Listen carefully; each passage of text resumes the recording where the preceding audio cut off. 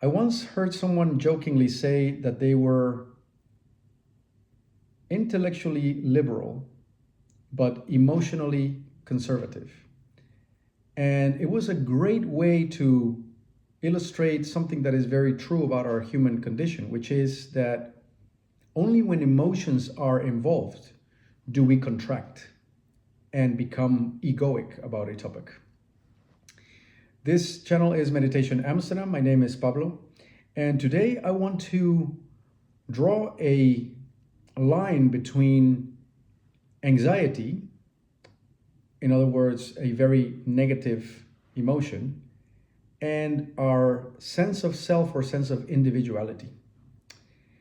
In order to go into the topic, I would like you to notice that unless you have generalized anxiety, the moments during the day in which you are anxious are actually very few, hopefully very few. And at any rate, it is not all the time. There are millions and millions of things that we see and hear during the day and feel during the day towards which we are completely emotionally neutral. I always pick tying our shoelaces as something as innocuous as it can get, right? So you're tying your shoelaces, it has zero emotional relevance to you. And to the degree that it has that zero emotional relevance, you will also notice that you don't really feel like a self when you're doing it. You would have to make a real effort to remember yourself or for your selfing mechanism to kick in while you're doing something as innocuous as that. On the other hand, when something has a high emotional valence, in other words, where it has high emotional relevance and intensity for you, your selfing can be felt very presently. So if, for example, somebody cuts you off in traffic, already there you can feel the sting of that. And you will see your selfing mechanism and your thought patterns immediately kick in. You will cry foul in your head. You will experience righteous indignation. You're going to start hating on this person, and it'll take you maybe a few seconds, maybe a few minutes for your system to calm down. And until it does, you feel very much like a self to whom that offense was done. So it is personal to you. You are at the receiving end of that offense. Now, having drawn that distinction between emotional neutrality and the absence of feeling like an egoic self versus emotional relevance or emotional intensity and feeling very presently like the party who was offended by the situation, you can clearly see that there is a one-to-one relationship between your selfing mechanism or your sense of individuality, egoic individuality, and the emotional intensity of a situation. Therefore, you could go as far as to say that anxiety and your egoic individuality are two sides of the same coin.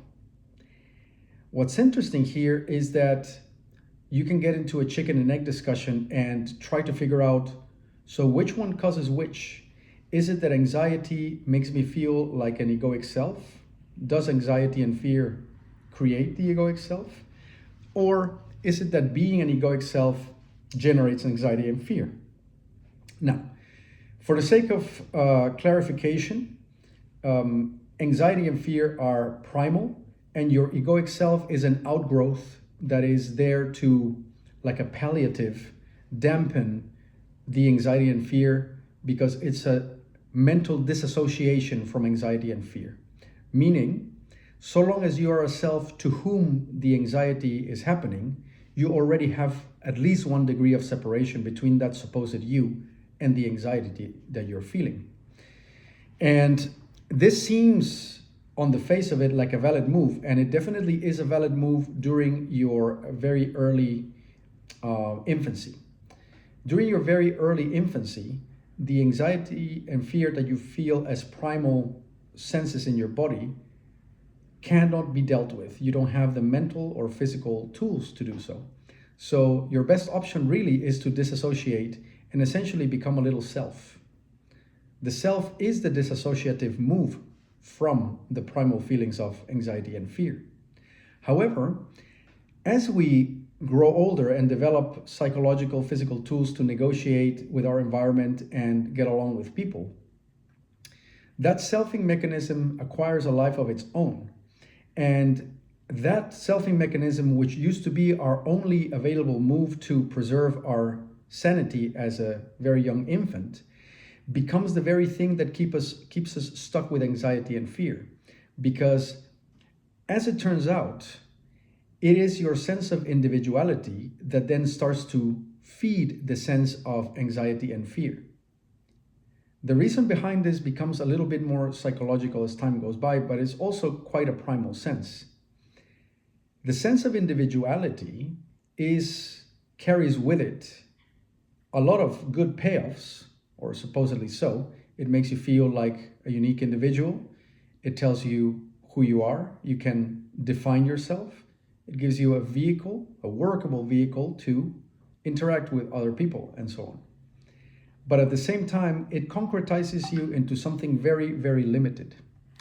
And in doing that, it makes you feel like a limited entity in what is otherwise an unlimited reality. So life is extremely variable, extremely unpredictable.